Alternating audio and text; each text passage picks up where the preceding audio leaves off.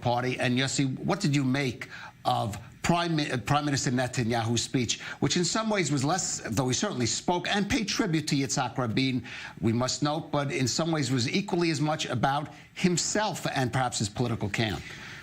Kalev, let's for a second forget about the events at the time that led to Rabin's murder and think about nowadays the kind of incitement that is in the air, and not by what he called some kind of marginal groups in Israeli society, but ministers in his government who talking about that how Gantz is actually willing to form a minority government with the Arabs, that they are fifth column. Isn't that incitement?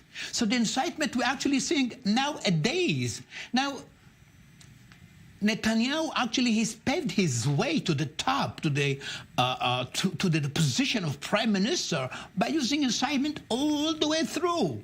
And we remember even the last election, the way that he was talking about the Arabs, the way that he was saying that we are taken over by the Arabs, and actually delegitimizing leaders that associated with the left. So here is the prime minister is giving this kind of a speech, you know, and denouncing and criticizing this sort of the marginal groups that actually are responsible for incitement, and he is a major responsible. He has a major responsibility for that. He's still doing it. Yes, to be fair, in this instance, without denying of what the facts of what you said, he's speaking specifically about the incitement at the time of Yitzhak Rabin's murder and denying it. Sure, but we are here the same. You know, we are now what 24 years since that event, and we're actually encountering the same atmosphere. Well, let me go. Let's go. Same toxic atmosphere in Israeli society. Well, certainly those divisions are still there. Let's go to